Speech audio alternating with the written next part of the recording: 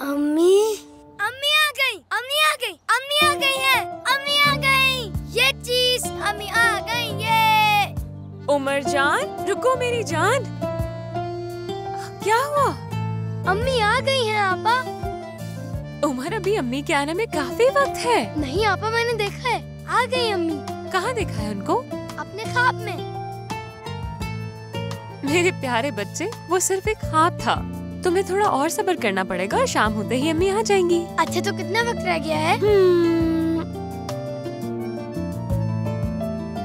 बस इतना ही। 9 घंटे बाद?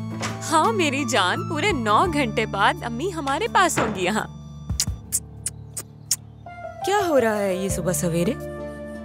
अम्मी को देखा है मैंने, मगर ख्वाब में देखा है। इसे लगा कि अम्मी वापस आ गई।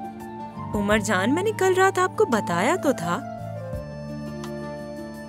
देखो जरा, अंधेरा तो नहीं हुआ है ना? अभी अभी तो सुबह हुई है। तो फिर हम लोग वीडियो कॉल कर ले। उमर, मेरे ख्याल से अम्मी अभी सो रही होंगी। उन्होंने फोन करके हमें अभी तंग नहीं करना चाहिए।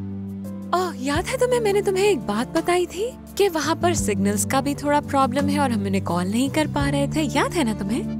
लेकिन आप हर बार यही कहती हैं। लेकिन हम पहले तो बात करते थे। तो अब हमें क्या करना चाहिए?